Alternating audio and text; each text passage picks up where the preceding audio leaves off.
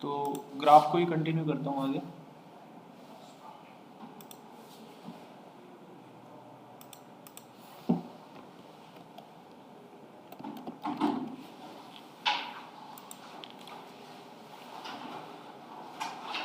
तो मैंने उस दिन आपको सर्कल ग्राफ बना के दिखाया था ना, याद है? सर्कल में मुझे ध्यान नहीं है एक्चुअली, नहीं, ऐसे करके कोई ग्राफ दिखाया था सर्कल के अंदर, जिसमें यहाँ पर पैरामीटर आता था नंबर के साथ, ऐसे ऐसे कुछ नहीं था। ठीक है, तो बना लेते हैं। ठीक है, तो आज हम कुछ डायनामिक ग्राफ बना के देखेंगे एट्रैक्टिव से। बाय डिफ़ॉल्ट एक्सेल आप लोगों को इनबिल्ट ग्राफ्स देता ही है, इनकी हेल्प से आप बना सकते हैं, लेकिन कुछ इंटरेक्टिव ग्राफ हम बनाएंगे। तो मान लीजिए हमारे पास यहाँ पर किसी की परफॉर्मेंस दी हुई है और हमें इसकी परफॉर्मेंस जो भी दी हुई है, जैसे कि 89%, इसको ग्राफ से दिखाना है अच्छे से। ठीक है, और हमारे पास एक ही डाटा है। जब हमारे पास आ जाओ,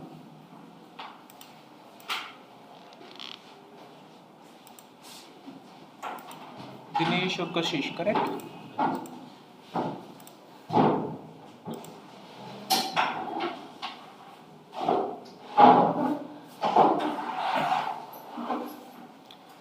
तो यहाँ पर हमको एक डाटा दिया हुआ है परफॉर्मेंस का, जिसमें 89% केवल लिखा हुआ है।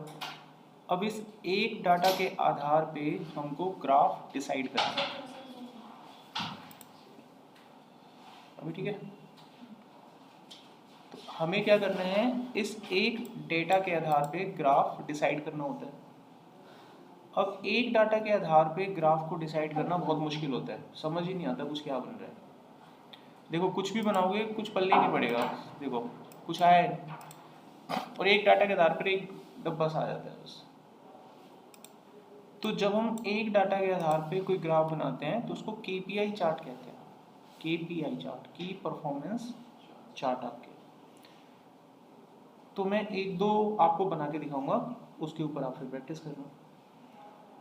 तो आपको क्या करना है, एक डाटा पे तो चार्ट बनता नहीं है, तो आप इसका दूसरा डाटा कैलकुलेट करो।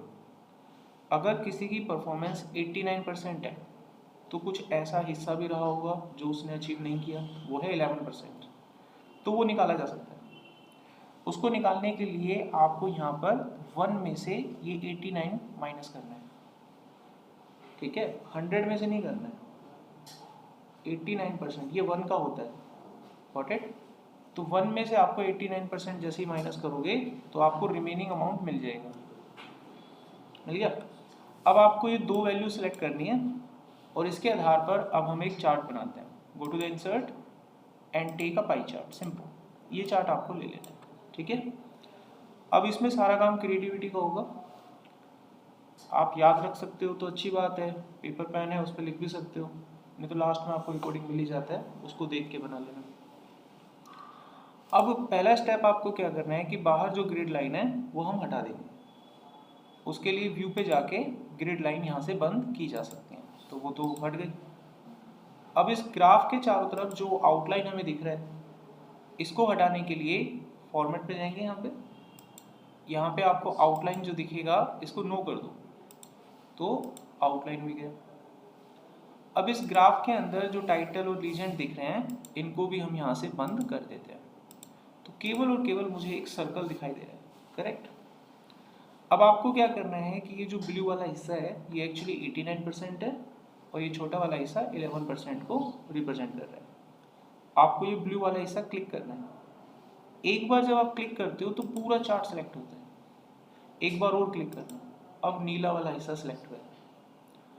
आपको इसका कलर रेड, ग्रीन, जो आप चाहें, आउटलाइन भी आप ऐसे कर देना, कलर और आउटलाइन दोनों दे देना। ठीक है, इसके बाद बाहर वाले हिस्से को सिलेक्ट करना, इस वाले को, और इसका कलर आपको नो कर देना है, आउटलाइन को भी नो कर देना है। इतना बन जाएगा। अब इसके चारों तरफ आउटलाइन क्रिएट करना है, जो बाहर का हिस्सा रह गया है इसको कवर करना है। तो चार्ट पे क्लिक करके कवर हो जाएगा। आपको आउटलाइन पे जाना है और यहाँ से कर देना है इसे आउटलाइन। अब इसकी जो थिकनेस होती है, वेट होता है, उसको कम ज़्यादा करने के लिए आपको वेट नाम का ऑप्शन दिया होता है। यहाँ से आप इसके वेट को कम ज़्यादा कर सकते हैं। तो हमारे पास कुछ इस तरह का पैरामीटर बन के नज़र आता है, ठीक है। अच्छा, अब इसके बीच में ये जो खाली हिस्सा है यहाँ पर एक डायल लगाना है जो कि इस स्कोर को यहाँ पर लिखने के काम आएगा बीच में, ठीक है। तो उसके लिए क्या करो, इंसर्ट में जाके एक शेप क्रिएट कर लो आप, ओवल शेप, और हमें तो सर्कल बनाना है। आप ऐसे बनाते हैं तो ओवल बनता है, आपको शिफ्ट को होल्ड कर लेना है, आप सर्कल बनेगा। और अपने अकॉर्डिंग जितना भी बड़ा आप सर्कल बना सकते हैं वो बनाइए, और इस सर्कल को ले जाकर इसके बीच में रखना है आपको, ठीक है। और बड़ा करना चाहते हो तो शिफ्ट को होल्ड करके फिर से खींच लीजिएगा, सर्कल रुक जाएगा। अब इसके बीचों बीच मुझे इसे रखना है यहाँ पर, तो अंदाजे से भी रख सकते हैं लेकिन अंदाजा गलत होता है। आप इन दोनों को सिलेक्ट करो, एक से ज़्यादा ऑब्जेक्ट सेलेक्ट करने के लिए कंट्रोल की को होल्ड किया जाता है।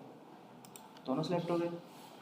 इसके बाद आपको फॉर्मेट में एक ऑप्शन दिखेगा अलाइन का, यहाँ पे जाके हम इसको सेंटर करेंगे तो ये सेंटर में आएगा, और इसी अलाइन में जाके अगर मिड करेंगे तो ये मिड में आएगा। अब ये सेंटर है। इसके बाद इसका जो कलर है वो हमें रेड करना है, और इसका जो आउटलाइन है वो भी रेड करना है, तो बीच का जो डायल है वो भर जाएगा, बीच का डायल आपका कवर हो जाएगा।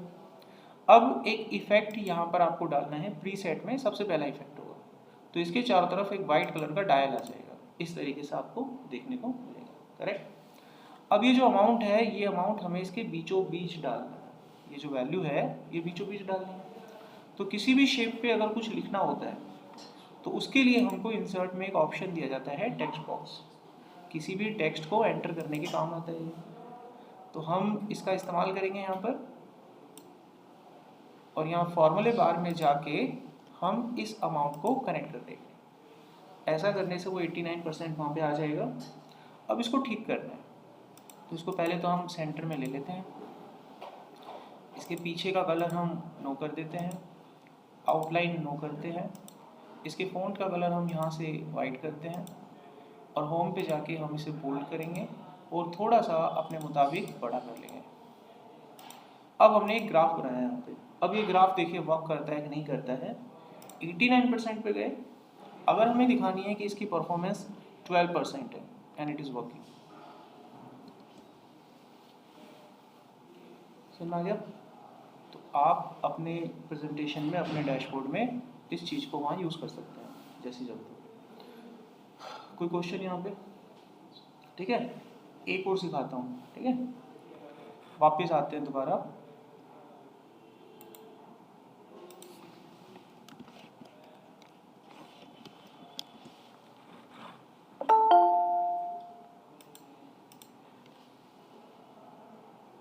ये कौन है?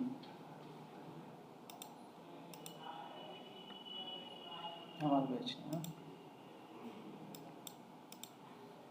वापस आते हैं दोबारा से।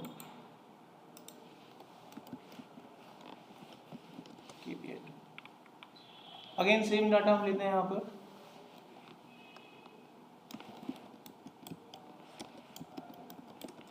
सेम 89%, ठीक है। बाकी बचा हुआ डाटा आपको कैलकुलेट कर लेना है, यानी कि अगर मैं यहाँ पर 100% में से इसे माइनस करूँ तो भी करेक्ट आएगा, ठीक है। अगर परसेंटेज नहीं लेते हो, नॉर्मल लेते हो, तो 1 में से माइनस करना होता है, ठीक। पॉइंट की वैल्यू आ जाए, कम करनी है तो ये ऑप्शन आपको दिया होता है। अगेन हम इन दोनों को सिलेक्ट करेंगे। इस बार हम इंसर्ट में जाके फिर से एक चार्ट बनाते हैं। इस बार जो चार्ट हम लेते हैं वो लेते हैं स्टैक चार्ट। स्टैक चार्ट में क्या होता है कि दोनों वैल्यू मिक्स हो जाती है, और यही हमें चाहिए था। जैसे हमने सर्कल में दोनों को मिक्स किया था, ऐसे ही कॉलम के अंदर में मैं दोनों को मिक्स करके दे रहा हूँ। इस चीज़ को मैं बार में भी ले सकता हूँ मिक्स करके। जब हम दोनों को मिक्स करके कॉलम या बार में लेते हैं तो उसको स्टैक बोलते हैं, ठीक है। स्टैक चार्ट आपको योग्य करना है इसको लेकर, तो आपके पास कुछ इस तरीके से पैनल आ जाएगा। अब इसमें थोड़ा सा आपको क्रिएटिविटी करनी है।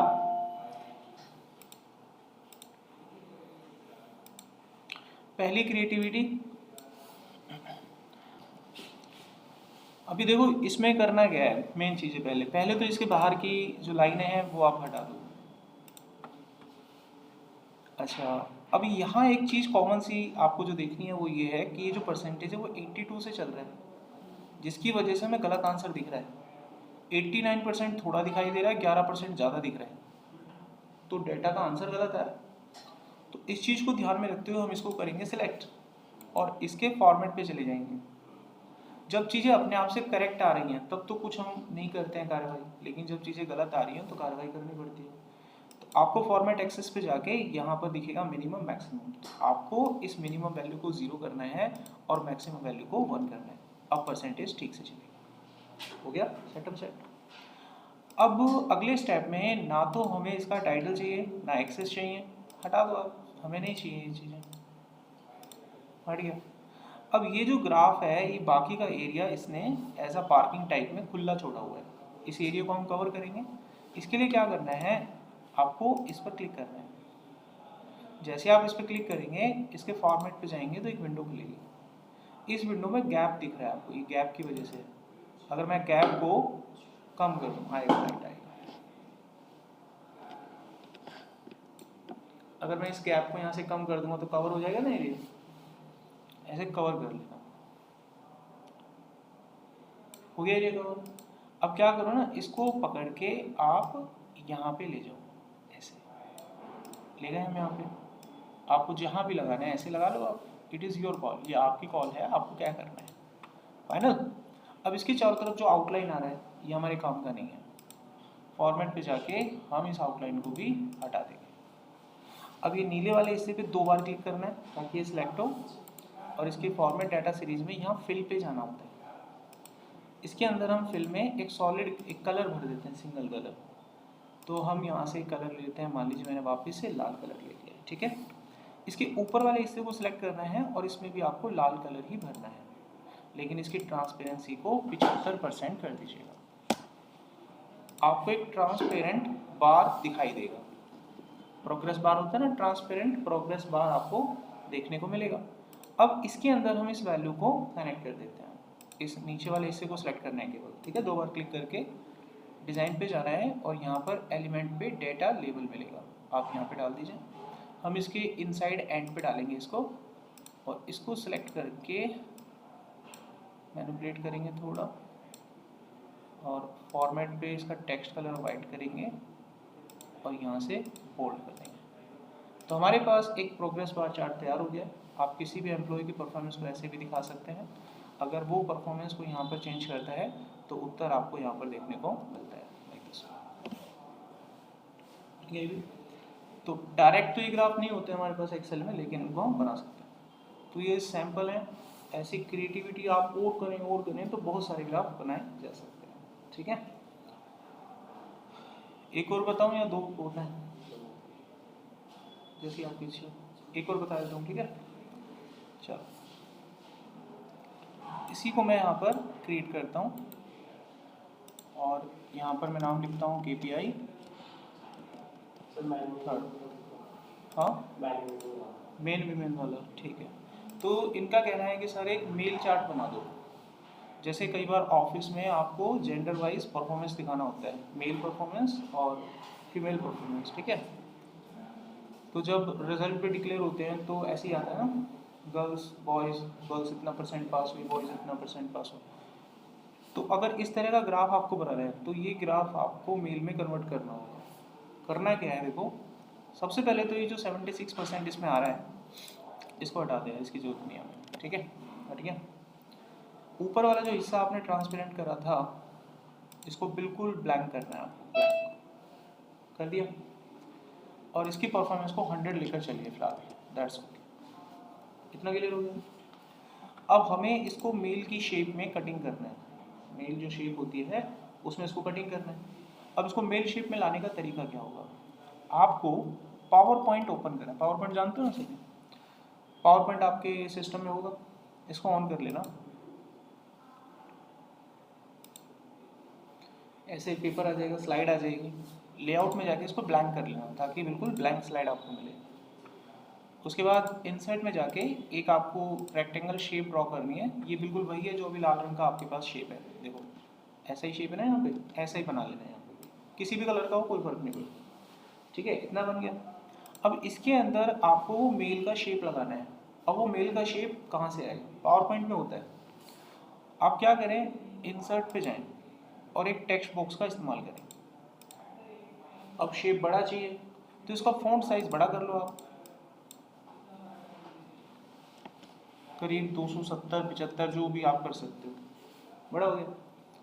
अब यहाँ पर आपको इंसर्ट करना है एक सिंबल, ये ऑप्शन इसीलिए दिए जाते हैं, एक सिंबल जो कीबोर्ड से हम डालेंगे तो यहाँ पे आ जाएगा। तो यहाँ पर आपको एक फ़ॉन्ट ढूंढना होता है बैकलिंक्स करके, इसमें आपको हर तरह के फ़ॉन्ट मिलते हैं, ठीक है ना। कल को टेलीफोन बिल आ रहा है किसी कंपनी में और उसका आपको चार्ट बनाना है तो ये उठा लो, मेल का बनाना है मेल उठा लो। ये सिंबल यहाँ पर मुझे दिख रहे हैं क्योंकि रिसेंटली मैंने यूज़ करे होंगे, आपको यहाँ नहीं दिखाई देंगे, आपको इसमें ढूंढना है, इसी में होते हैं ये, ढूंढोगे तो सब मिलेगा, देखो दिख रहा है, तो आपको ढूंढना है, मेरे को तो मिल रहा है, मैं यहीं से उठा लेता हूँ। ये मेल आपने सेलेक्ट करना है, इंसर्ट करना है, एक मेल की जो सिंबल है वो आपको यहाँ पर मिल जाएगा, अभी इंसर्ट हो जाएगा। अब इसको उठा के इसके बीचों बीच रख लेना, रख लिया, कंट्रोल ए दबाना, दोनों सिलेक्ट हो जाएंगे। अब फॉर्मेट में आपको एक ऑप्शन मिलेगा कंबाइन करने का, ऐसा करने से ये दोनों इकट्ठे हो गए, इतना समझ में आ गया। अब आपको क्या करना है, इसके अंदर वाइट कलर फिल करना है, वाइट कलर, ठीक है। तो शेप फिल पे जाके यहाँ से वाइट कर देते हैं और इसका आउटलाइन कलर उस कलर में करना जिस कलर के ऊपर आप ये डालेंगे, हम लाल के ऊपर डालेंगे इसको, तो इसका जो आउटलाइन कलर है उसको हम लाल कर देंगे, बन गया शेप, इतना समझ में आया। अब इसको अपने एक्सेल में ले जाएंगे, ठीक है। कैसे, कॉपी कर लो, सिंपल यहाँ से कॉपी कर लो, कंट्रोल सी है आपके पास। यहाँ पर जाने के बाद आप इसको पेस्ट करोगे तो ये पेस्ट नहीं करना है, गलत हो जाएगा, पेस्ट करने से गलत हो जाएगा, इसके पीछे का कारण बताते हैं। पेस्ट करने से इसलिए गलत हो जाएगा क्योंकि इसके चारों तरफ जो बॉर्डर आ रहा है वो आपको काटना है, अब बॉर्डर कटेगा नहीं आपसे, ठीक है। अब आप मेरे को बताओ कि क्या ऐसी चीज़ होती है जिससे आप किसी को क्रॉप कर सकते हो, क्रॉप किस में करते हैं, क्या चीज़ क्रॉप हो, क्रॉप जानते हो, व्हाट्सएप पे भेजते हो ना किसी को फोटो वगैरह, तो क्रॉप किस चीज़ को कर सकते हैं, मैंने नाम भी लिया ना अभी, फोटो वगैरह, तो क्रॉप किसको करते हैं, फोटो को करते हैं ना। अगर ये फोटो होती तो ये क्रॉप हो जाता, लेकिन ये फोटो नहीं है, अगर मैं फॉर्मेट पे जाऊँगा तो क्रॉप का कोई ऑप्शन नहीं मिलेगा, जिसकी वजह से मैं इसका बॉर्डर क्रॉप नहीं कर सकता, इसलिए इसको ऐसे पेस्ट नहीं करना है। अब वापस जाएं, कॉपी करें, इस बार इसको पेस्ट एज अ पिक्चर करिए, चीज़ तो वही है लेकिन ये फोटो है, फोटो को क्रॉप किया जा सकता है, देखो अब क्रॉप तो कर ही देंगे ना, हमें नहीं चाहिए बॉर्डर तो उड़ा देंगे इसको।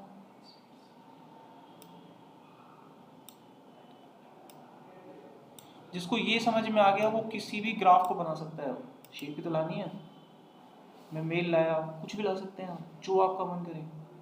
अब इस बंदे को इसके ऊपर लगाना है, ये बड़ा ये छोटा कैसे लगेगा, इसको पकड़ के छोटा कर लो, शिफ्ट को होल्ड करके, शिफ्ट को होल्ड करने से इक्वल रेशियो से छोटा होगा, शिफ्ट को होल्ड ही करोगे तो ये खराब भी हो सकता है, ठीक है, तो शिफ्ट के साथ आप करना, इक्वल रेशियो से छोटा हो जाएगा। अब इसको उठा के इसके ऊपर लगाने का प्रोसेस दिखाएंगे, देखो सबसे पहले क्या करना, इसको थोड़ा विड्थ वाइज बड़ा कर लेना, ठीक है, बाद में सेट कर लेंगे। अब इसको पकड़ के यहाँ पे फिट करना है, यहाँ पे, ठीक है, एरो की का इस्तेमाल करना, आराम से हाथों को देखते हुए पैरों को देखना, और ना यहाँ से पकड़ना है इसको और इसके सर को ऊपर बाउंड्री से टच करना है, हो गया, और छोड़ देना, छोड़ दिया। अब ये जो लाल रंग का बोर्ड नीचे दिख रहा है इसको अंदर पुश करना ताकि लाल रंग छुप जाए। अब कंट्रोल ये दबाना, ये दोनों सेलेक्ट हो जाएंगे और तुरंत फॉर्मेट पे जाके इन्हें ग्रुप कर देना, अब ये दोनों ग्रुप हो गए, ये आदमी बन गया, ठीक है। अब क्या करना है, इस हिस्से को सिलेक्ट करेंगे हम, मर्ज करके यहाँ पे लिखेंगे मेल और इसको हम यहाँ से बड़ा कर देते हैं। अब क्योंकि कलर लाल है, लाल के साथ ही चलेगा, ठीक है, या फिर ऐसा कर सकते हो, इसको लाल कर दो और फॉन्ट को वाइट कर दो। अब हमें उसकी परफॉर्मेंस दिखानी है, यहाँ पे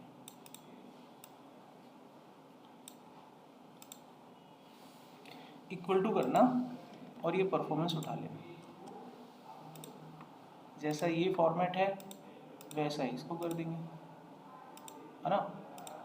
अभी 100% होता है ना, इसीलिए दिख रहा है, परसेंटेज में कन्वर्ट कर दिया। अब मैं यहाँ कुछ करूँगा तो रिफ्लेक्शन देखिएगा, इसको ऐसे लगा देना, ऐसा होता है ना, जैसे ऐसे आप लगा सकते हो। आम आदमी पार्टी, बीजेपी, इलेक्शन है ना, वोट बन सकता है पूरा लाइफ। अब यहाँ पे मैंने नंबर डाला 45%, it reflect, 89% reflect, 12% it reflect. समझ में आ गया? अभी बहुत है, कोई सवाल और बनाना है? ठीक है, तो ये हमने ग्राफ बना लिया, इनकी आपको प्रैक्टिस करनी है। कहते हो तो अभी टाइम है, एक और लास्ट बना देते हैं, फिर 4 बोलते हैं, आपका टाइम चल जाएगा, इतना गुजारा हो जाएगा इससे काफ़ी दिन तक। देखो एक लास्ट देख लो, अभी जो लास्ट वाला है ना, ये थोड़ा कॉम्प्लिकेटेड है, इसमें लॉजिक लगेंगे, ठीक है। तो मैं यहाँ पर एक मीटर बनाऊंगा, मीटर चार्ट होता है, जैसे बाइक होती है, बाइक में एक डायल होता है, ऐसे ऐसे मीटर होता है बाइक में, और यहाँ स्पीड लिखी होती है, 20 की स्पीड, 40 की, 60, ऐसे स्पीड होती है, और ऐसे सुई होती है, आप जितना तेज़ भगाते हो गाड़ी वहाँ सुई चली जाती है। अब बच्चे की परफॉर्मेंस जितनी होगी सुई वहीं चली जाएगी आपकी। तो मीटर चार्ट या गेज चार्ट इसको बोलते हैं। इसको कैसे हम बनाएंगे उस पर फोकस करते हैं, ठीक है। तो इसको पहले समझो, देखो हमें ऐसा कुछ बनाना है, ओके। अच्छा, इस हिस्से को मैं बोलूँगा 25%, और ये इस हिस्से को बोलूँगा 50%, तो 75 हो गया। अगला ही 25। अगर किसी बच्चे की परफॉर्मेंस 35% होती है तो सुई मेरी यहाँ पर होगी, ठीक है। बच्चे की परफॉर्मेंस 25% तक है तो लाल, इसको लाल जोन कर देंगे घोषित, यानी गलत है परफॉर्मेंस। अगर उसकी एवरेज परफॉर्मेंस है 75 तक है तो येलो जोन, और अच्छी परफॉर्मेंस है 75 से ऊपर है तो वो यहाँ पर आएगी सुई, इसको हम ग्रीन जोन घोषित कर देंगे। समझ में आ गया? तो हाउ मेनी जोन्स आ गया? 3, 1 2 3 जोन बनाएंगे पहले, ठीक है। डायल बनाएंगे पहले, उसके बाद सुई पे काम करेंगे। अच्छा, ये आधा सर्कल तो कभी एक्सेल में बनता नहीं है, सर्कल बनता है तो पूरा बनता है। अगर ये 100 है टोटल, अगर मैं पाई सर्कल बनाऊंगा तो टोटल वो कितना होगा? नीचे का भी 100 होगा, आधा का, कुल मिलाकर 200 पॉइंट। इतना समझ में आया? अब इसको ध्यान में रखते हुए कुछ चीजें क्रिएट करना स्टार्ट करते हैं।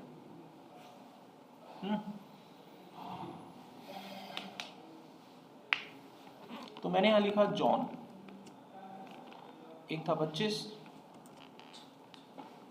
है ना, एक था 50, एक था 25, और बाकी का 200 में से ये सारा माइनस करके निकलेगा।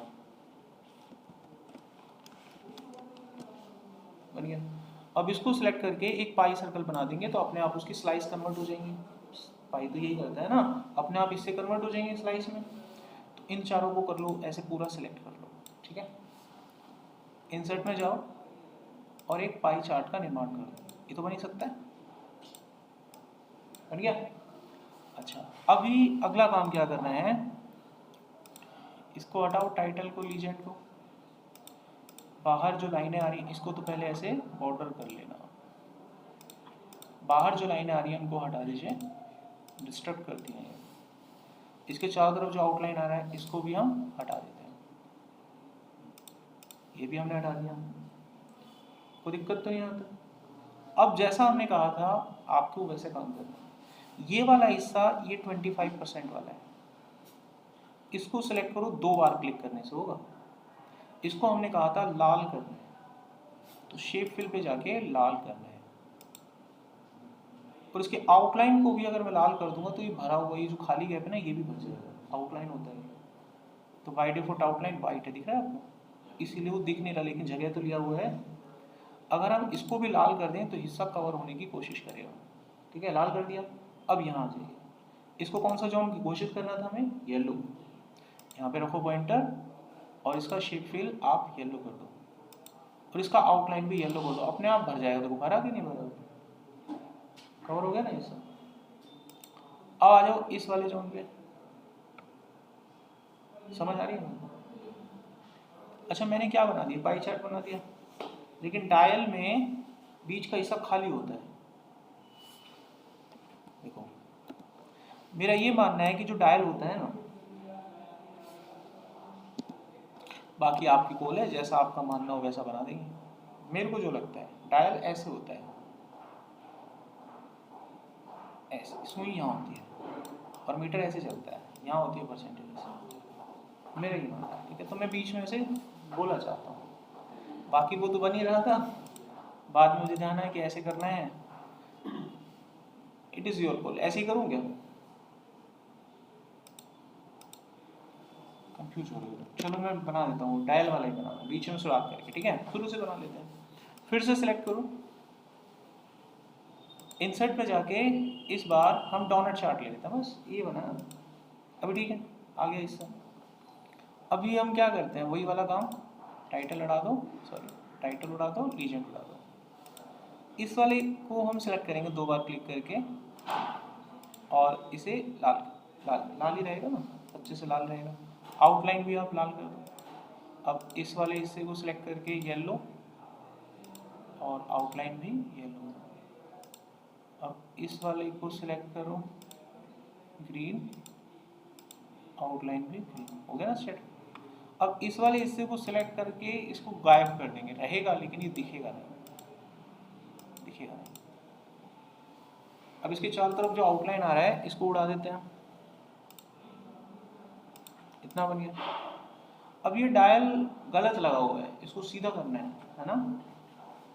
अब आप मेरे को बताओ, एक बच्चा कोई जिससे मैं पूछूंगा, आप सोच लो पहले, इसको कितनी डिग्री पे घुमाऊं ये सीधा हो जाए। लगाना कैसे मैं बता देता हूँ, इसको ऐसे लगाना है कि ये वाला हिस्सा रेड का, फिर येलो वाला और फिर ग्रीन वाला। ठीक है, इसको कितनी डिग्री पे हम घुमा दें कि ये ऐसे सीधा हो जाएगा। सोचो पहले, आप सोच लिया? मैं एक एक करके पूछता हूँ। पहले आप बताओ कमलेश। 45 डिग्री, 45 डिग्री, 45, 45, आप बताइए जो भी है, जो कोई बात नहीं, 45। ठीक है, अब देखो मैं 45 पे इसको घुमाता हूँ, देखते हैं कैसा आता है। ये हमने सिलेक्ट कर लिया। अच्छा मैं पहले कुछ बताता हूँ, आप बताना मैं गलत हूँ तो सही कर देना मेरे को। देखो ये चीज़ ऐसे है, अगर मैं इसको 90 डिग्री घुमाता हूँ तो ये चीज़ ऐसे हो जाएगी, यस और नो, है ना। अब मैं इसको फिर से 90 डिग्री घुमाता हूँ तो ये चीज़ ऐसे हो जाएगी, यस और नो। और मैं फिर से 90 डिग्री घुमाता हूँ तो ये चीज़ ऐसे हो जाएगी। तो 270 डिग्री घुमा, है ना। टोटल कितना घुमा, टोटल कोण कितना होता है, 360 डिग्री होता है। अब 90 पे 3 बार इसको रोटेट करेंगे तो सीधा हो जाएगा, या फिर हम -90 कर देते तो ठीक हो जाता, उल्टा घुमाना था। 45 डिग्री पे मेरे ख्याल से ऐसे बन जाएगा, है ना, लाइक। अच्छा अभी मैं 270 घुमा देता हूँ इसे, राइट क्लिक किया, फॉर्मेट पे गए, यहाँ पे एंगल पूछ रहा है। अभी मैं 45 दिखाता हूँ आपको, देखो ये कह रहा था ना ऐसे घूम जाएगा वो, तो सही एंगल कितना बनेगा, 270 डिग्री। ठीक है, इतना बन गया। अब ये गैप बहुत ज़्यादा है, बड़ा करेंगे इसका डायल, तो इसको सिलेक्ट करो, यहाँ पे एक होल साइज है, ऐसे अपने मन मुताबिक देख लो। नाउ परफेक्ट, मीटर तैयार हो गया, जैसे बाइक में होता है सामने मीटर लग गया, अब सुई लगानी है। यहाँ तो कोई डाउट, कंप्लीट हो गया। अब सुई देखो कैसे लगेगी, सुई के बारे में बात करते हैं। मान लो किसी ने कहा कि उस बच्चे की, उसकी उस एम्प्लॉय की परफॉर्मेंस 50% है। अगर सुई यहाँ से स्टार्ट होती है तो मुझे बताओ उसकी सुई कहाँ जाएगी, स्ट्रेट जाएगी सीधी, बिल्कुल सही है। सुई बिल्कुल ऐसे जाएगी, बिल्कुल स्ट्रेट, सही कह रहा हूँ। अच्छा तो मुझे ये बताओ, सुई यहाँ पे टच हो गई, ठीक है, ये पॉइंट कितना है, 50 पॉइंट पे टच हो गई, ध्यान से सुनना, ठीक है। अब ये पूरा एक एरिया है, ये जमीन है, इस जमीन पे सुई ने कुछ जगह ले ली है, ऑक्यूपाई कर ली, जैसे बेंच है, बेंच में मैंने हाथ रख दिया तो कुछ जगह गिर गई, तो ये पूरा एरिया है, एरिया समझते हो, पूरा एरिया है ये। और आपको पता है ये एरिया कितना है, 25, 50, 25 जमीन है, क्षेत्रफल है इसका। अब इसके ऊपर कुछ जगह जो है सुई ने ली होगी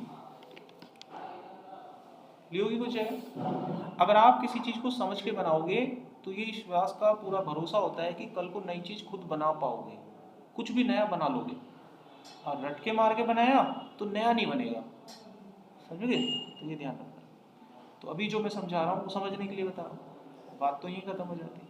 ये जो डायल है इस पूरी ज़मीन का क्षेत्रफल 100 है, 100, जिसमें से इस सुई को जब आप यहाँ पे लगाएंगे तो मैं मान लेता हूँ कि सुई का साइज 1 पॉइंट है, 1 पॉइंट, तो 99 रह गया। ध्यान रखना एक बार, ठीक है? अब मुझे ये बताओ सुई से लेफ्ट साइड का हिस्सा कितना है? आप अपना अपना लॉजिक लगाइए और फिर मैं आप लोगों के बात तक आता हूँ। सुई से ये जो सुई है यहाँ पे आई है, इसके लेफ्ट साइड का हिस्सा कितना है?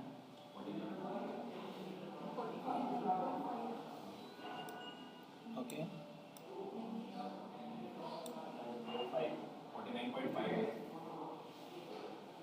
49.5। ओके,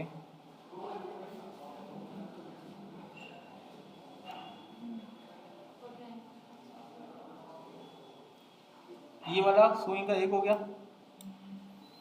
देखो कभी जब मीटर बनता है ना, अब जैसे पॉइंट है 1 2 3 4 5 6, ठीक है? ये उनका जोन है, ये 1 का जोन है, 2 का, 3 का, 4 का, 5 का, 6 का।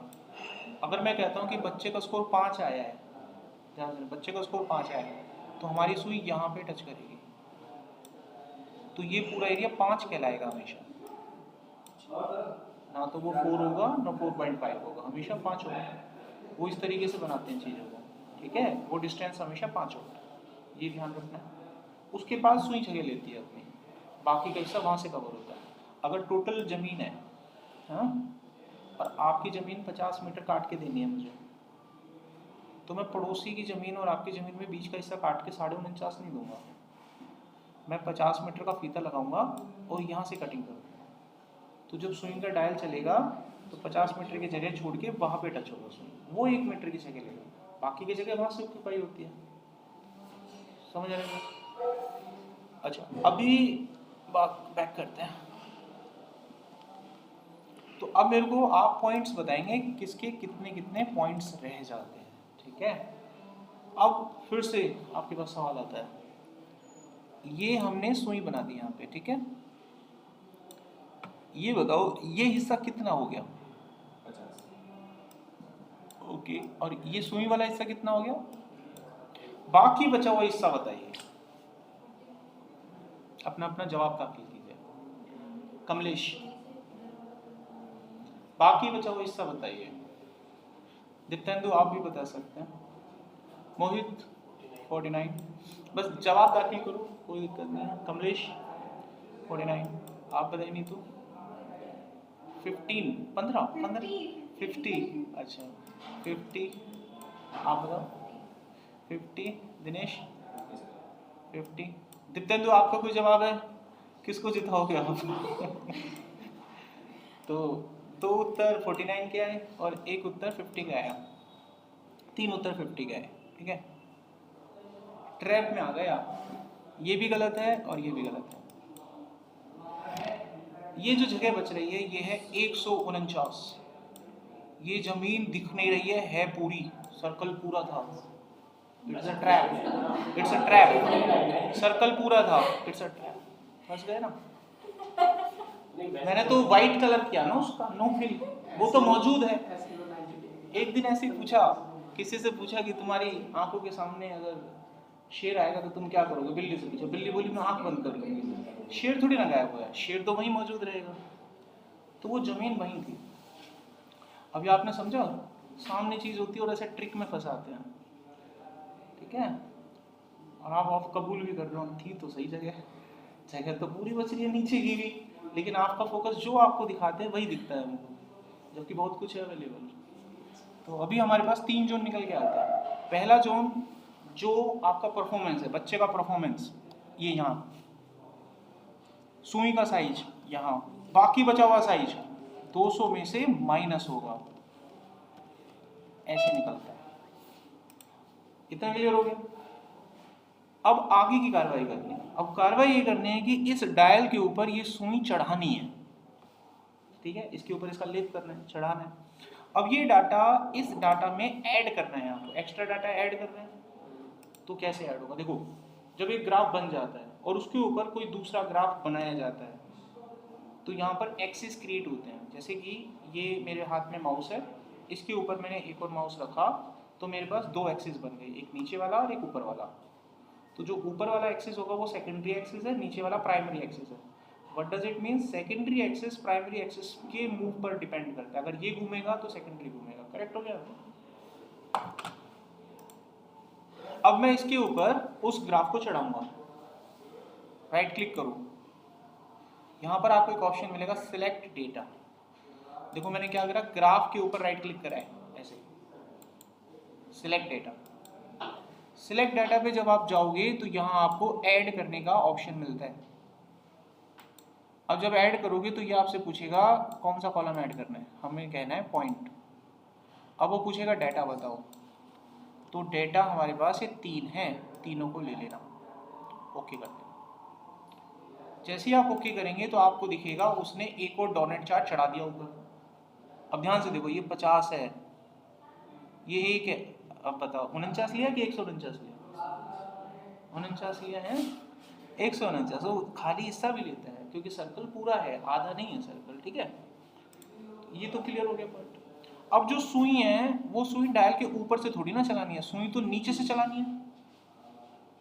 अब क्या करें कि ये बीच में से आए, ये तभी पॉसिबल है जब इस डोनट चार्ट को पाई चार्ट में कन्वर्ट कर दो, क्योंकि पाई चार्ट में बीच में होल नहीं होता, और जब इसके बीच में होल नहीं होगा तो ये अपने आप नीचे आ जाएगा। क्लियर। अब चार्ट का टाइप बदलना है आपको, तो कौन से चार्ट का टाइप बदलना है, ऊपर वाले का। इसको सिलेक्ट करो, चेंज करो टाइप। जब आप यहां पर जाएंगे तो यहां पर आपको इसका टाइप मिलेगा। ये पॉइंट वाला था ना, कौन सा बनाना है इसको, पाई। पाई चार्ट करते ही ये इसके ऊपर आ जाए, दिख रहा है आपको।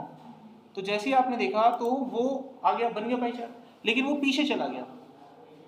ये प्राइम बन गया, मुझे इसको सेकेंडरी बनाना है, ऊपर रखना है ना इसको। ये तो प्राइम बन गया, डायल के ऊपर सुई लगेगी। तो आप फिर से सिलेक्ट करो, यहां आपको ऑप्शन मिलता है सेकेंडरी एक्सिस का, इसको ऊपर लाओ, इसको हटा के इसको बनाओ सेकेंडरी एक्सिस, तो ये ऊपर आ जाएगी सुई। यहां तो कोई दिक्कत। अब आगे का काम स्टार्ट होगा, थोड़ा सा वो बारीकी से करना है। देखो अब क्या करना है, नीला वाला हिस्सा सिलेक्ट कर लेना है वाला, ठीक है, नीला वाला आराम से 2 बार क्लिक करके होगा। और इसका कलर आप नो कर देना और आउटलाइन भी नो कर देना, क्योंकि वो दिखाना, सुई दिखानी है ना। तो अभी बीच वाला जो ग्राफ है ये वाला ग्रे वाला, इसको भी आप गायब कर देना, नो करना, आउटलाइन भी नो करना। सुई दिख रही होगी अब आपको एक लाल कलर की हल्की सी, यही है हमारे काम की सुई। इसको क्लिक करना, ये अभी 2 बार क्लिक करना ताकि सुई सिलेक्ट हो। ये सिलेक्ट हो गई, मेरे को कैसे पता चल रहा है सिलेक्ट हुई है, दोनों डॉट दिख रहे हैं मुझे। अब हम इस पर राइट क्लिक भी करेंगे तो ध्यान से यहीं चलेगा। इसका कलर मैं ब्लैक करूंगा, सुई का कलर कौन सा करना है वो देख लेना, ब्लैक हो गया। अब इसके आउटलाइन को ब्लैक करूंगा, आउटलाइन ब्लैक करती है यहां तक चला जाएगा, देखना सुई बन गई। लेकिन किसी बच्चे का स्कोर 50 आने पर सुई यहाँ क्यों है, सुई को यहाँ होना चाहिए था, इसका कारण बताओ। आपके सामने बना है सब कुछ, हाँ सब कुछ पता है आपको, क्योंकि जब मैं बताऊंगा आप हाँ करेंगे, सिर्फ सोचना है आपको। कारण क्या है कि ये सुई यहाँ पर है, 50 पर तो यहाँ होनी चाहिए थी, यहाँ पर क्यों है? सेकेंडरी पे डिपेंड है ना, सेकेंडरी वाला डॉनेट हमारा क्लियर करो, कुछ है तो अगर ये पॉइंट तो कैसे ये सुई यहाँ क्या है बीच में? फर्स्ट वाली डॉनेट को हमने रीसेप दी थी, वैसे सेकेंडरी की तो दी थी। फर्स्ट चार्ट का 50% तो ये है। मैं बताया ऐसा क्यों हो रहा है, जो डायल है ना उसको आपने 270 डिग्री घुमा रखा है, जिसकी वजह से सुई गलत रिएक्ट कर रही है।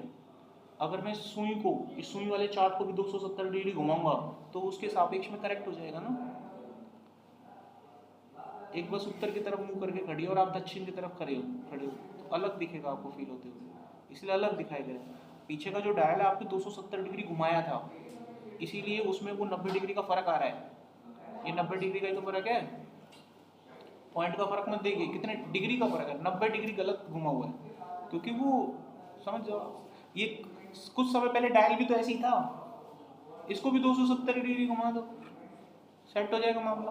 तो घुमाना किसको 270 डिग्री, इस वाले ग्राफ को सिलेक्ट करो ऐसे, आ गया। और एंगल में क्या डालेंगे 270। अब देखो बिल्कुल सुई निशाने में लगेगी, लग गई। अब हम क्या करते हैं, इंसर्ट पे जाके एक टेक्स्ट बॉक्स बनाते हैं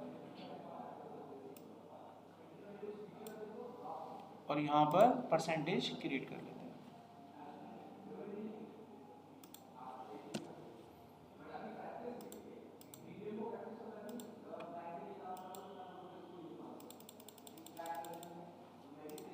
अब किसी की जो भी परफॉर्मेंस है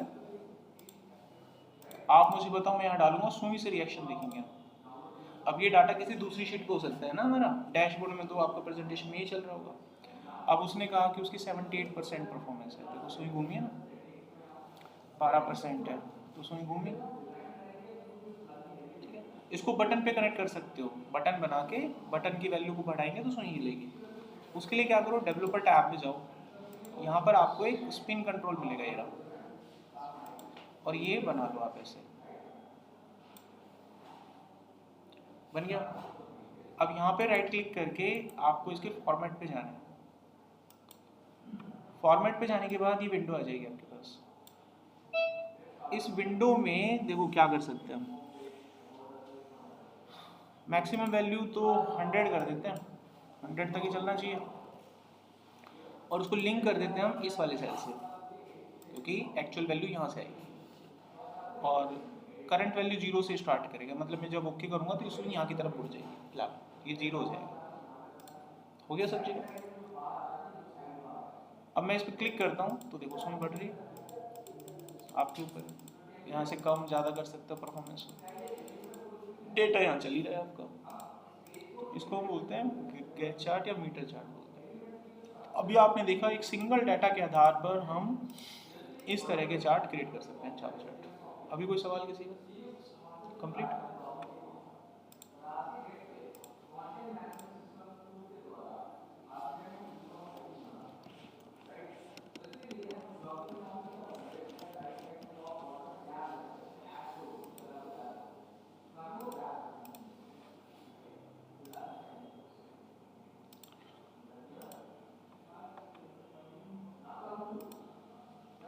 अब हमारे पास अगला डाटा जो रह जाता है that is called the pivot table.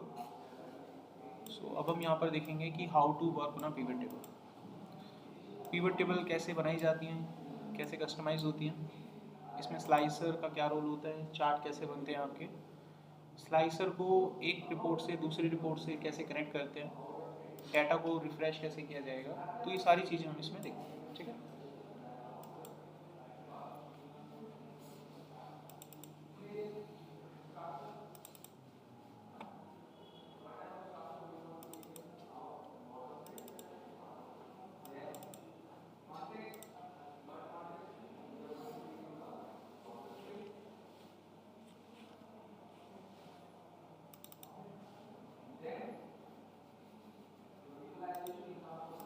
तो हमारे पास एक डाटा है, इस डाटा को मैं यहाँ से ले लेता हूँ, एक नई शीट पे डाल लेते हैं इसे हम।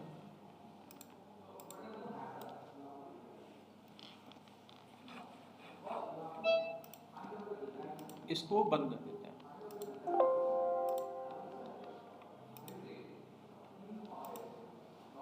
अब इस डाटा के ऊपर हमको रिपोर्ट बनाना है।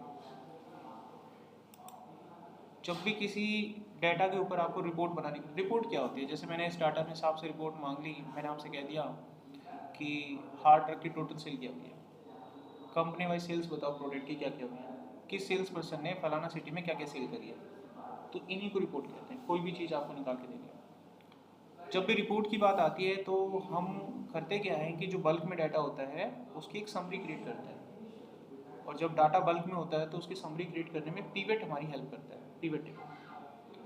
तो हर एक्सेल में ये फीचर दिया जाता है आपको पिवट टेबल का। तो पिवट टेबल यूज़ करने का तरीका देख लो, फिर उसके ऊपर हम कुछ सवाल करेंगे यहाँ पे। तो फिलहाल पिवट टेबल यूज़ कैसे करते हैं। एक क्वेश्चन लेते हैं, मान लीजिए किसी ने हमसे कहा कि कंपनी की सेल्स दिखाओ, ठीक है, कंपनी की सेल्स दिखाओ क्या क्या गया, और वो कंपनी कौन कौन से प्रोडक्ट बनाती है ये भी बताओ, और उनकी सेल्स बताओ मुझे। तो सबसे पहले पूरी टेबल आप सेलेक्ट कर लो, उसके बाद इंसर्ट में आपको पिवट टेबल का ऑप्शन मिल जाता है। जैसे ही आप यहाँ पे जाएंगे तो ये आपके डाटा को तो सिलेक्ट कर ही लेगा। अब आपको दो चॉइस देगा कि आपको अपनी पिवट टेबल एक अलग से नई शीट पे बनानी है या इसी शीट में कहीं बनानी है। हम नई शीट में बनाएंगे। आपके पास इस तरीके से एक ऑप्शन आ जाएगा, इसी को बोलते हैं पिवट टेबल। खाली एकदम ब्लैंक है, टेम्पलेट की तरह आती है, और यहाँ पर आपको आपकी टेबल के जो फील्ड होते हैं वो सारे देखने को मिल जाते हैं। अब इन फील्ड को हम ड्रैग करके इन 4 एरिया में डालते हैं और उस पर काम करते हैं।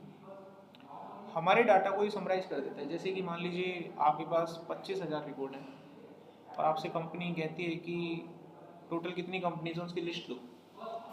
अब हर कंपनी के रिकॉर्ड को लिखना बहुत मुश्किल हो जाएगा। जैसे ही मैं कंपनी के नाम को लेकर रो में डालता हूँ तो आपके डाटा में जितनी भी कंपनीज होंगी अलग अलग, वो सारी आ जाएंगी अपने आप। तो कुल मिला के 5 ही थी बस, वो समराइज हो गया ना डाटा, रिपीट नहीं कर। अगर मैं इस पर क्लिक करता हूँ तभी वो दिखता है, लेकिन कई बार क्लिक करने पर दिखता नहीं है। ये देखो मैं क्लिक कर रहा हूँ तो भी नहीं दिख रहा है, इसका मतलब वो बंद कर रखा है। आप जब इस पर क्लिक करते हैं तो एनालाइज में फील्ड लिस्ट होती है, क्लिक करोगे तो दिख जाएगा, ठीक है। अब यहाँ पर ये जो डाटा दिख रहा है, इसका जो ऑर्डर आपको दिख रहा है, ये ऑर्डर टेबल के हिसाब से आता है। आपका थर्ड कॉलम सेल्स का है तो वहाँ पर थर्ड वाला कॉलम सेल्स का ही होगा। लेकिन जब डाटा बल्क में होता है ना तो टेबल के ऑर्डर से नहीं लगाते, अल्फाबेटिक ऑर्डर से लगा लेते हैं ताकि कॉलम को सर्च करना आसान हो जाए।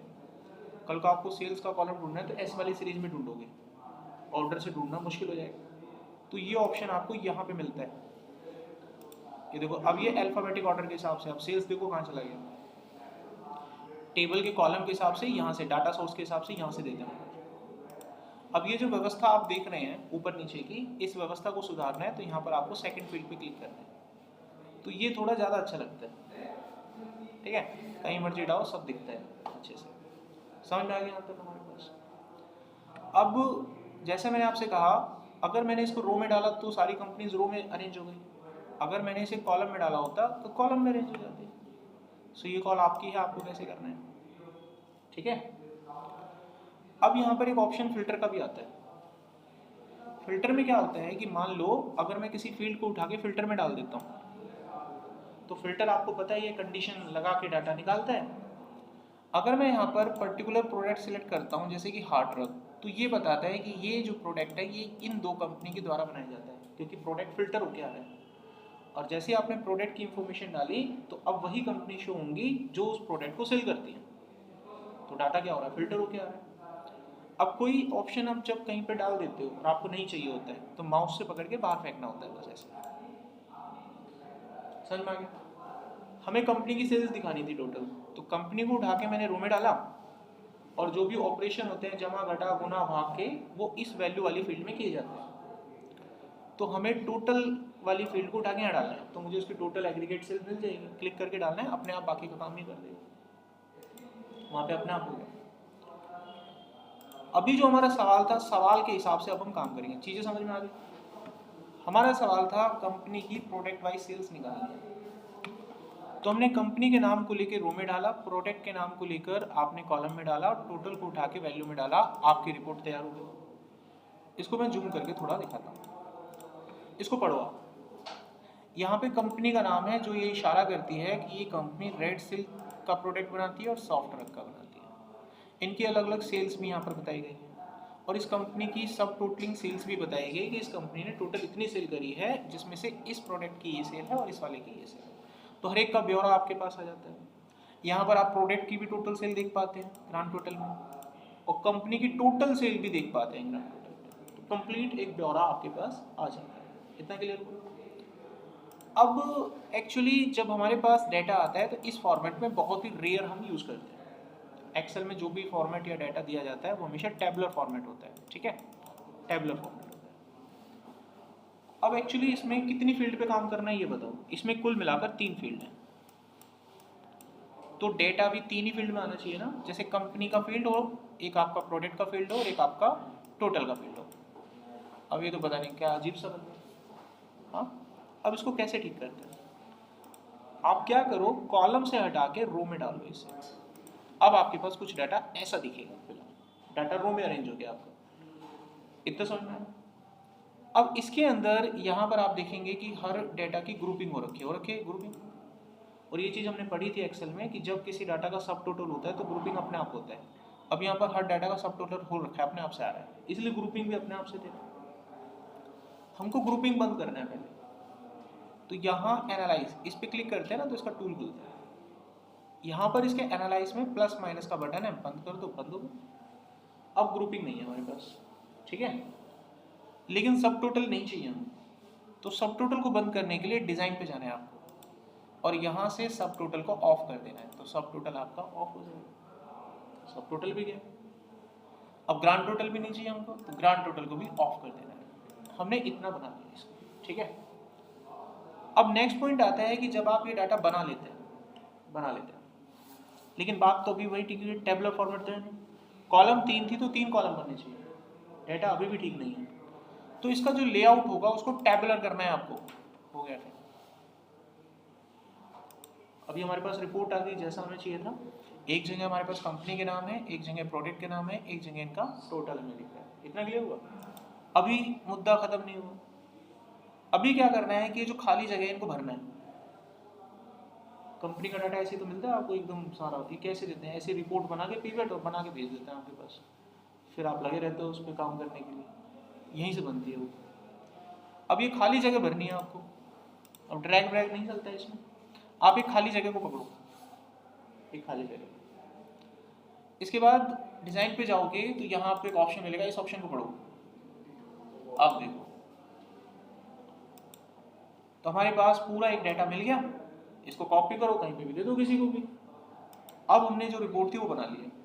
इसमें हमारे पास हर कंपनी के प्रोडक्ट वाइज सेल्स है, देखिए यहाँ तक। अब ये जो डाटा आ रहा है इसको साइन करेंसी में कन्वर्ट करते हैं, नंबर फॉर्मेट होते हैं। यहाँ पे जाके आप इसको कॉमा सेपरेट कर सकते हो, करेंसी का साइन दे सकते हो, तो आपका डाटा थोड़ा ठीक हो जाएगा। कोई सवाल, कोई क्वेश्चन किसी का? अब इस डाटा को अरेंज करना है किसी ऑर्डर में, तो राइट क्लिक करके शॉर्ट पे जाएंगे और एक ऑर्डर देंगे, छोटे से बड़ा ऑर्डर। अब ये जो ऑर्डर छोटे से बड़ा लगा है ये कंपनी के हिसाब से लग रहा है। अगर मैं बात करूं ग्लोबल आईटी तो इसका ऑर्डर देखो छोटे से बड़ा है यहाँ पर। क्लियर पॉइंट यहाँ पर? कोई सवाल? अगर मुझे इसका सब टोटल दिखाना है तो आप वापस डिजाइन पे जाएंगे और यहाँ से इसका सब टोटल दिखा सकते हैं। सब टोटल दिख रहा है। अब सब टोटल में भी देखो एक चीज कर सकते हैं हम, एक सब टोटल को सिलेक्ट कर लो, राइट क्लिक करके शॉर्ट में जाओ और यहाँ पर आपको एक ऑप्शन मिलता है मोर शो टोटल का, ठीक है। यहाँ पर जाने के बाद आपको एक ऑप्शन लेना है, इस पे क्लिक करना।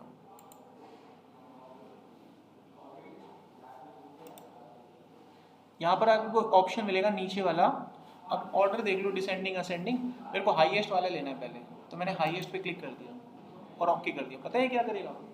जिस कंपनी की सेल सबसे ज़्यादा हुई है उस रिकॉर्ड को सबसे टॉप पे रखेगा।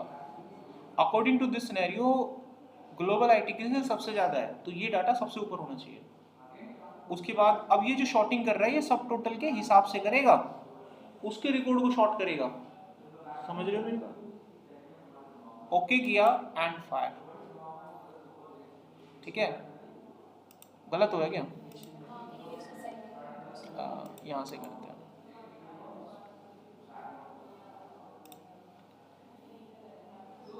कुछ गड़बड़ हो गई।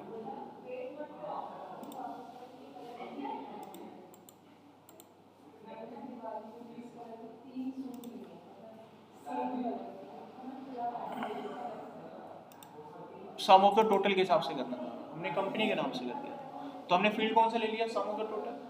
ऑर्डर दे दे डिसेंडिंग, तो जिसकी सेल सबसे ज्यादा होगी वो टॉप पे होगा। आगे देखो 34,000 वाला, फिर 28,000 वाला, 14। अब हमें सब टोटल थोड़ी ना दिखाना है, हटा देंगे तो कंपनी कैसा भी आपसे रिपोर्ट मांगेगा ऐसे बना के दे देना, दिमाग लगाना बस। अब जिसकी सेल सबसे ज्यादा हुई है वो सबसे टॉप पे है।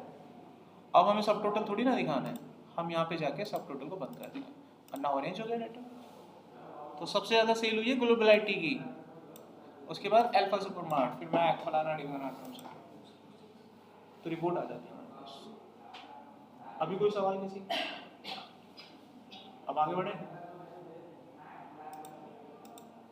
नेक्स्ट देखो, अब हम इसके ऊपर कुछ सवाल सॉल्व करेंगे। तो 3-4 सवाल लेते हैं और उनको सॉल्व करते हैं, ठीक है।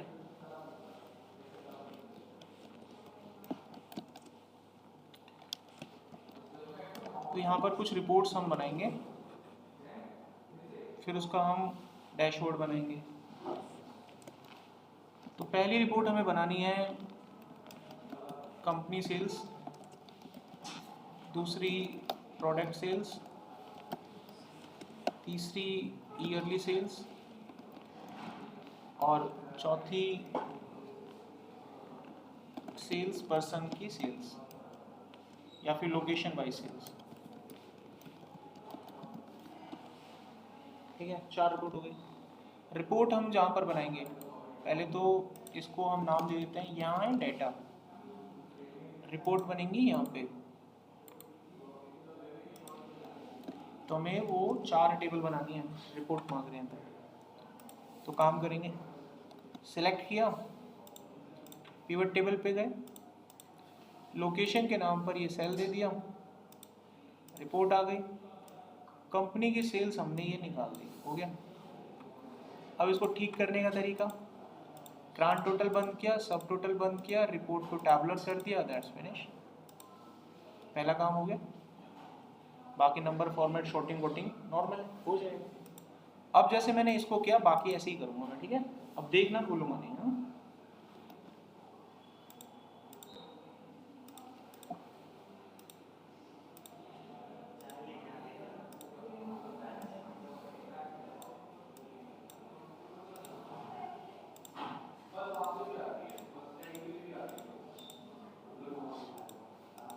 दूसरा भी बन गया।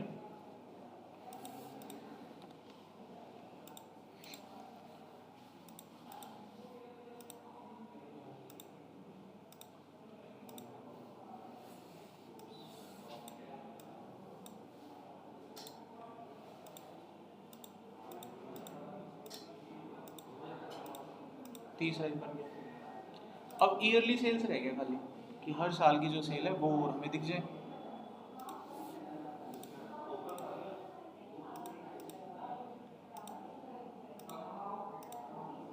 तो ईयर वाला जो डाटा है वो डेट में होगा और टोटल यहाँ पे, लेकिन ये ईयर तो है नहीं, तो एक इंडिविजुअल डेट आ गई सबकी। अब क्या करो, इस पर्टिकुलर फील्ड पे क्लिक करो। पहले तो इन्हें कर लो पहले, ठीक है ना, ये बंद करके ये ठीक कर लो पहले, कर लिया। अब एक फील्ड पे क्लिक करो और यहाँ पे इसको ग्रुप कर दो फील्ड को, एनालाइज में ग्रुप ऑप्शन होता है। अब इसको हम ग्रुप कर देंगे अकॉर्डिंग टू ईयर, ईयर में ग्रुप हो जाएगा ना, डाटा बन गया। आप ईयरली से तो 4 रिपोर्ट तैयार होगी। अब ये जो टेबल आपने बनाई है, इनको नाम दो, नाम दिया करो, ठीक है। इसको नाम दे दिया T1 T, ऐसे नाम दे देना, याद रहता है ऐसे।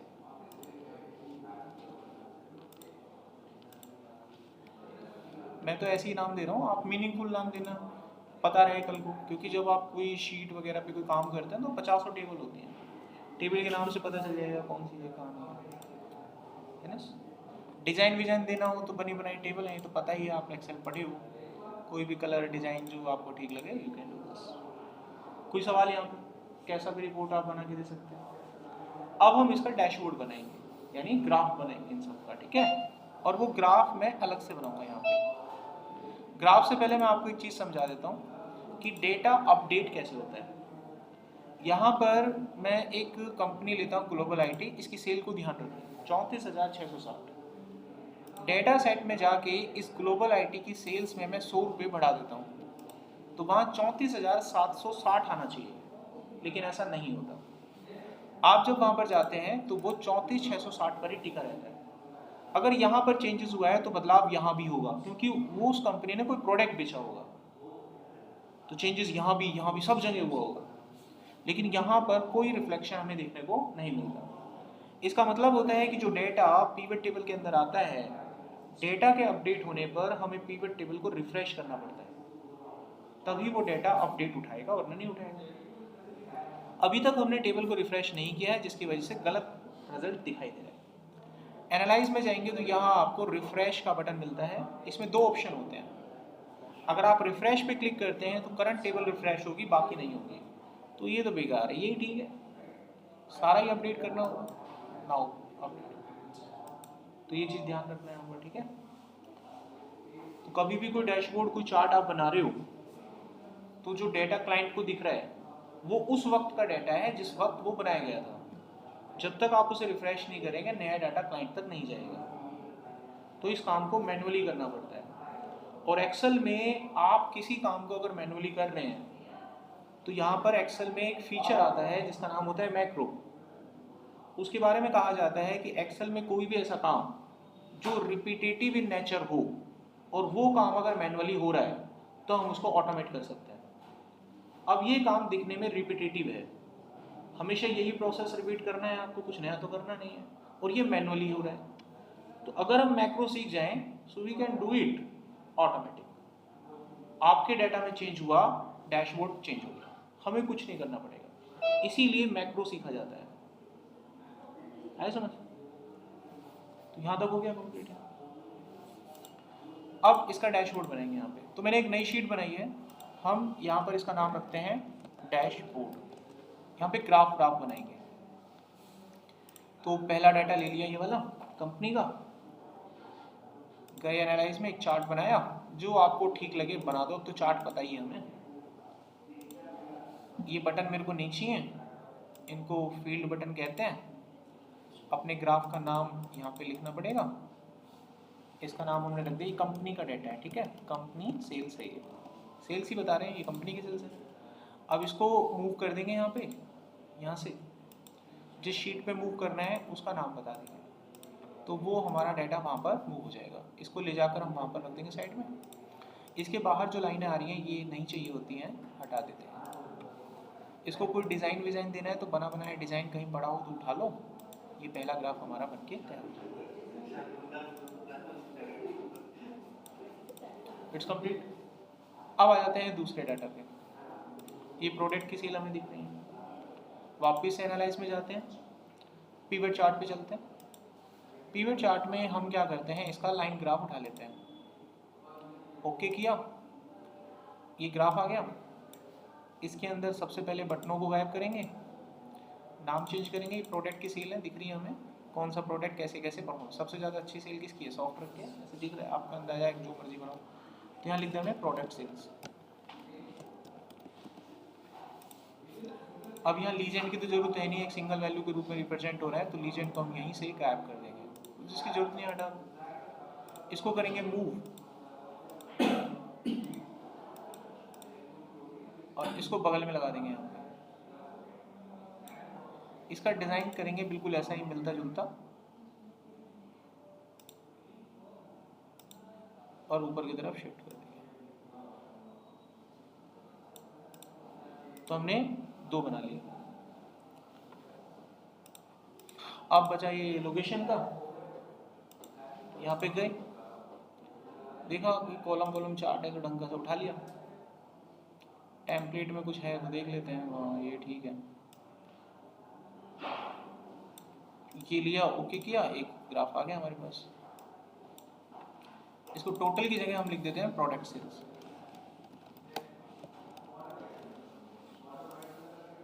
इसको उठाएंगे, देन जस्ट मूव इट।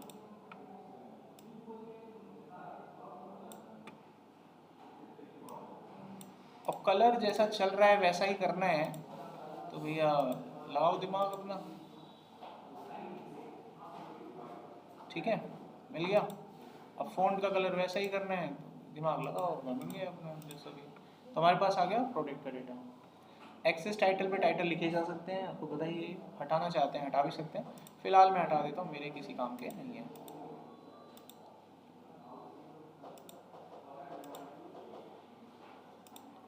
ये बन गया हमारे पास एक और ग्राफ। अब इसके जो बॉक्सेज हैं इनको अलग से हाईलाइट कर लेते हैं। तो हर एक का box colour black and font white करूँगा मैं। सेम फॉर्मेट हर एक किसी पे डालेंगे।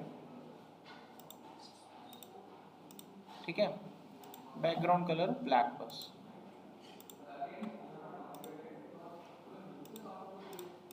तो कितने हमारे 3 बन गए यहाँ पर, एक बचा आखिरी ईयरली सेल्स का, इसको उठाया। इसका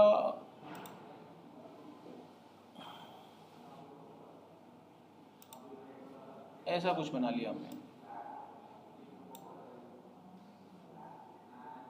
ठीक है। इसमें बटन हम गायब कर देते हैं,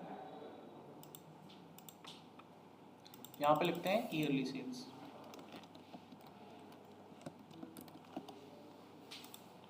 और इसको करते हैं मूव।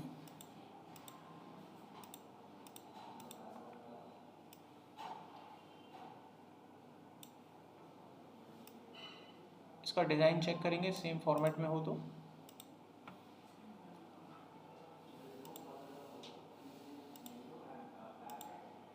यहाँ पर हमारे पास ईयरली सेल्स भी आ गई। सबसे ज़्यादा सेल हमारी जो है 2012 में हुई। इसका बॉक्स फॉर्मेट लेके यहाँ डाल दो, इतना बन गया। यहाँ तो कोई सवाल? अब हम इसको कनेक्ट करेंगे पैनल बना के, डैशबोर्ड बना के। सेल्स पर्सन के हिसाब से अगर मुझे इस पूरी रिपोर्ट को चेक करना है सेल्स पर्सन के हिसाब से, तो मेरे पास सेल्स पर्सन का यहाँ पर एक पैनल होना चाहिए। तो क्या करो, रिपोर्ट में जाओ, किसी भी एक टेबल पे क्लिक करो, एनालाइज में आपको स्लाइसर मिलेगा, आप यहाँ से सेल्स पर्सन का स्लाइसर उठा लो। अब ये रिपोर्ट केवल इससे कनेक्टेड है। If I selected it will reflect this table 1 only, but I want to connect with the other tables. इसी को रिपोर्ट कनेक्शन कहते हैं। तो जब आप इस पर क्लिक करते हैं तो यहाँ रिपोर्ट कनेक्शन का ऑप्शन आ जाता है। अब यहाँ पर आपको उन टेबल से कनेक्ट करना है जिनके साथ चाहते हो, इसीलिए हमने टेबल को नाम दिए थे। अगर हम नाम नहीं देते तो आज कंफ्यूज हो जाते। अब हमें पता है हमारी टेबल यही थी। अब मैं एक पे क्लिक करूंगा, मेरा पूरा डाटा रिफ्लेक्ट होगा। अब ना केवल डाटा यहाँ रिफ्लेक्ट हो रहा है बल्कि डैशबोर्ड भी चेंज होगा। इसको उठाकर आप कट करके अपने पैनल पे यहाँ ले जाएंगे।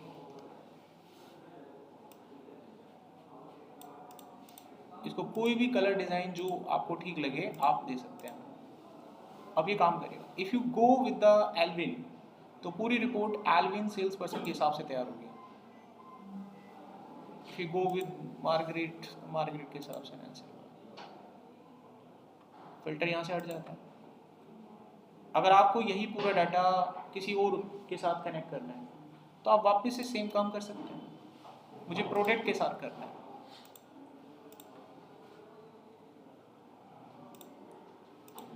मेरे पास प्रोडक्ट का फील्ड आ गया। इसको भी हम कनेक्ट करेंगे सभी टेबल्स के साथ,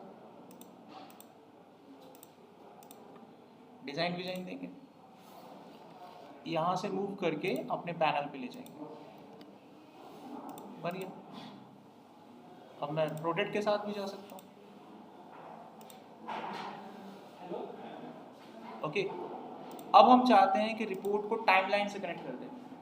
जैसे किसी ने आपको बोला कि 2010 के फर्स्ट क्वार्टर की सेल दिखाना, 2012 के सेकंड क्वार्टर की सेल दिखाओ, या 4 क्वार्टर की सेल दिखाओ, तो पैनल हम यहाँ बनाएंगे टाइमलाइन का। रिपोर्ट पे जाना है, किसी भी एक टेबल पे क्लिक करना है, यहाँ आपको टाइमलाइन मिलेगा।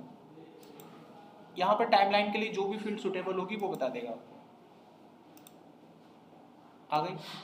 इसको भी कनेक्ट करो सभी टेबल्स के साथ। आपको क्वार्टरली सेल्स देखने, क्वार्टरली कन्वर्ट कर सकते हैं। इसको उठा लो यहाँ से और अपने पैनल पे लगा लो।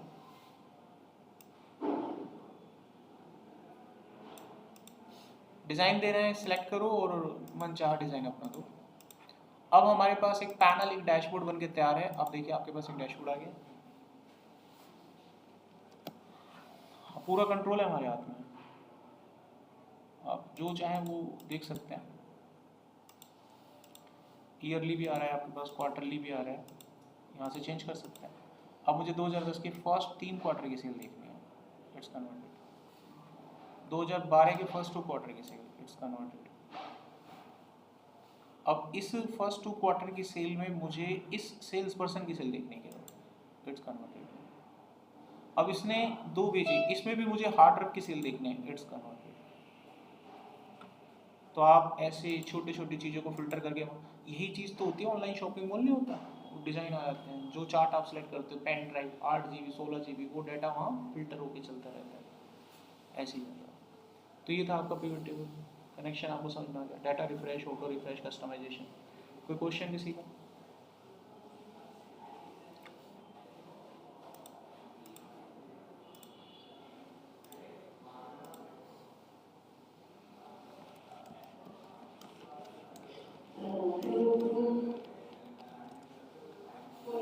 नहीं तो गेट बंद करना है।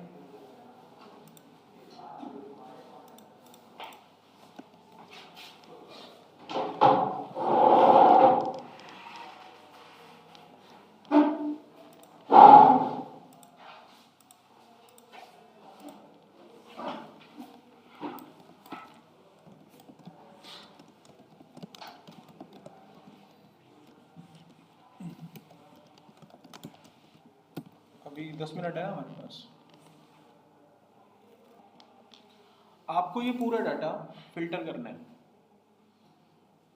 अलग अलग कंपनी का अलग अलग डाटा अलग अलग शीट पे चाहिए। जैसे ग्लोबल आईटी का कंपना एक शीट पे होना चाहिए, होटल वाला अलग शीट पे होना चाहिए, लाइफ हेल्थ केयर का अलग शीट पे, फलाना का अलग शीट पे। इस तरीके से फिल्टर आउट करना है। तो करने का तरीका देखो ये क्या हो सकता है। सिलेक्ट किया, रिपोर्ट नहीं बनानी है, डेटा अलग अलग करना है, फिल्टर करना है मुझे।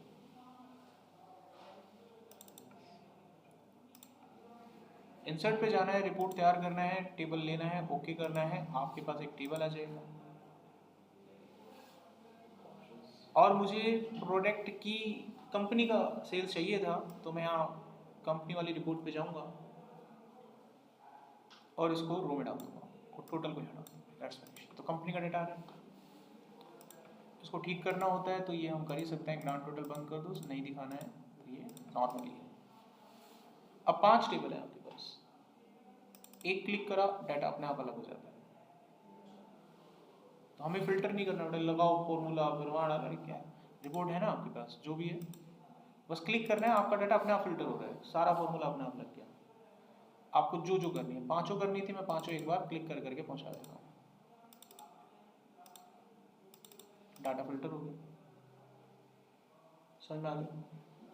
10 रिपोर्ट होंगे तो 10 ही क्लिक करने हैं आपको, वो फॉर्मूले से बच जाओ। तो आपके पास अलग अलग रिपोर्ट है, सब पे वो डाटा अलग अलग कंपनी के हिसाब से अलग अलग हो गया, कभी काम कर रहे हो। पहला प्रोसेस, ठीक है। दूसरा,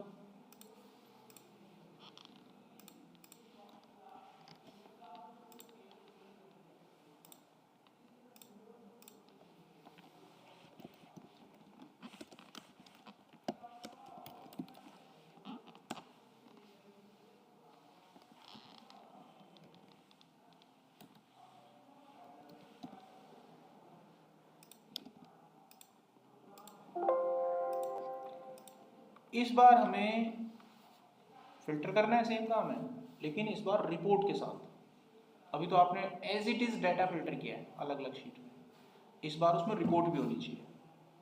सवाल क्या है, आपको कंपनी का ही डाटा फिल्टर करना है अलग अलग। जैसे 5 कंपनी थी, 5 शीट बनेगी, तो कंपनी की 5 शीट बननी चाहिए। लेकिन उसमें क्या होना चाहिए, पहला शर्त, हर शीट का नाम कंपनी के नाम से होना चाहिए। पहले वाले केस में ऐसा नहीं था, हर शीट का नाम कंपनी के नाम से हो। दूसरा, उस शीट में ये लिखा हुआ होना चाहिए कि इस कंपनी में कौन कौन से सेल्स पर्सन काम करते हैं और उनकी क्या सेल हुई है।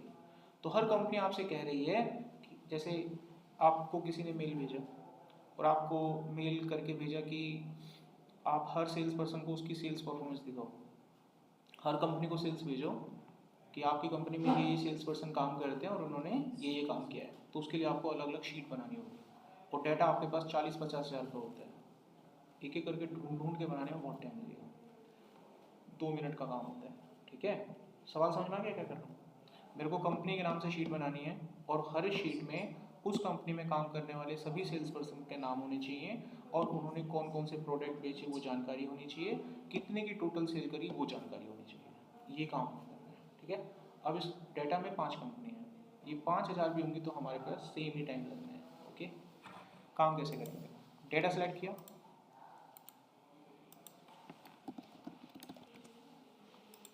डाटा सेलेक्ट किया, ये नॉर्मल है, यहाँ तक आ गए।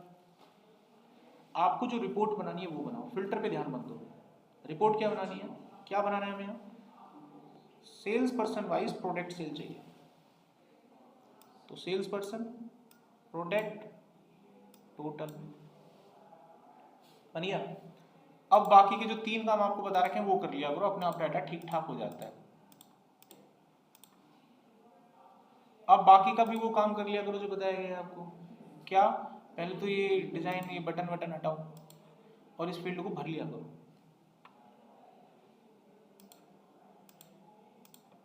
इतना बन गया, इसमें तो कोई दिक्कत नहीं है। मुझे हर सेल्स पर्सन का डाटा प्रोडक्ट वाइज दिख रहा है, लेकिन ये हर कंपनी की रिपोर्ट है, मुझे हर कंपनी की अलग अलग रिपोर्ट चाहिए।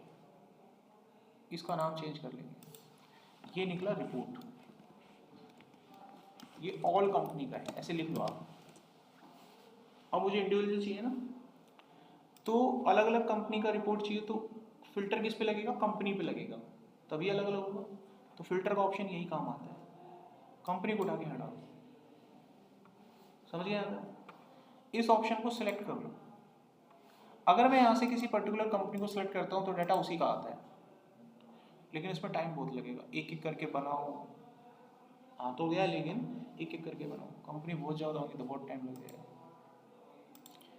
तो इसको कैसे करना है, देखो इसको सिलेक्ट करो, आपको यहाँ पर एक ऑप्शन मिलता है, यहाँ देखो एनालाइज में, ये इस सेकंड ऑप्शन को पढ़ो, सब समझ में आ जाएगा। ये कह रहा है कि जो आपका डाटा है ना, जिसको फिल्टर में डाला हुआ है, इसके मैं अलग अलग पेज बना दूँ, ऐसे दिखाना है आपको। वो कह रहा है आपको दिखाऊँ ऐसे में, आप क्या तो नहीं की और पूछ ले लो, बना दिया उसने, अल्फा सुपरमार्ट का, ग्लोबल आईटी का, लाइफ हेल्थ केयर का, मैक हेल्थ केयर का, समझिए।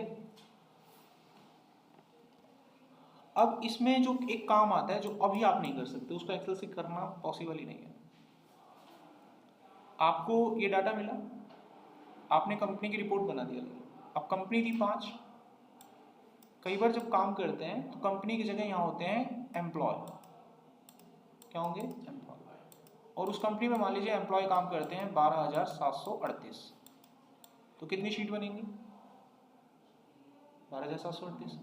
अब आपको एज ए एचआर क्या बताया गया, पता है आपको एज ए एचआर बताया गया कि हर एम्प्लॉय की एक सेपरेट फाइल बनाओ।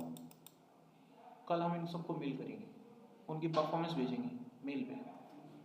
एक कंप्लीट डाटा था पहले, तो एज ए MIS आपने अलग अलग शीट बना दी 12,738। अब आपको हर एक शीट की अलग अलग फाइल बनानी है, उस फाइल में उसी का डाटा। अभी तो एक फाइल में 12,738 शीट है, आपको एक फाइल में एक शीट बनानी है हर एक एम्प्लॉय की। सो इस काम को एक्सेल में करना तो पॉसिबल ही नहीं है ना।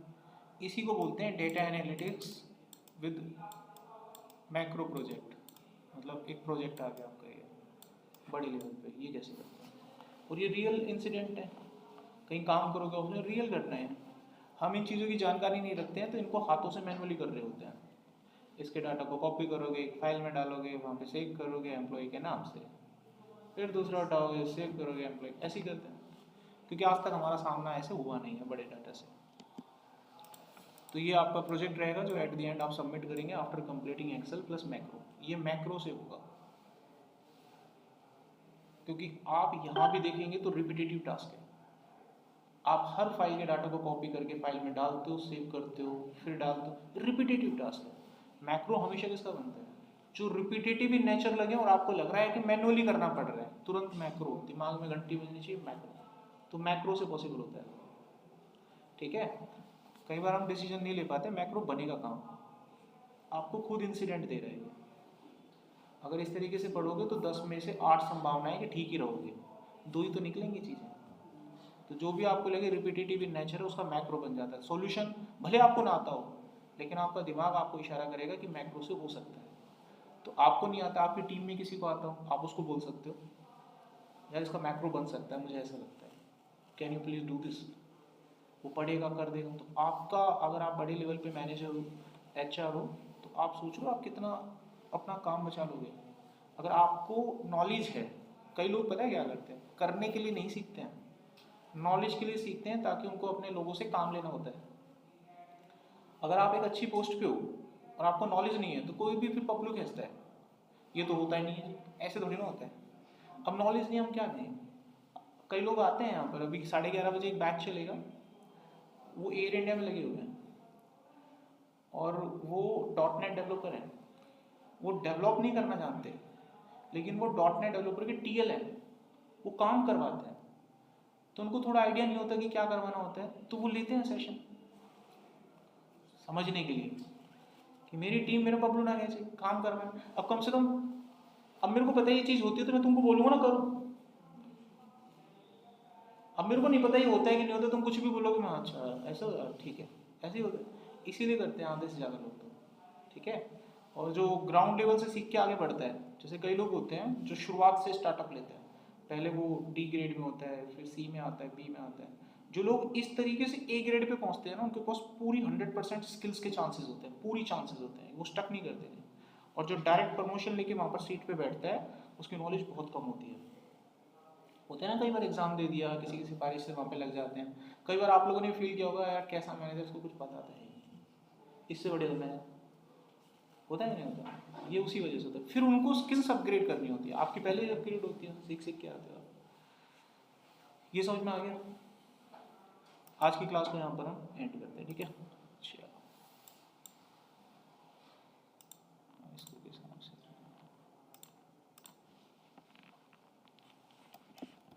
Report feedback. तो 3-4 जो भी फाइल बनी है मैं आप लोगों को ग्रुप में भेज दूंगा, आप देखिए।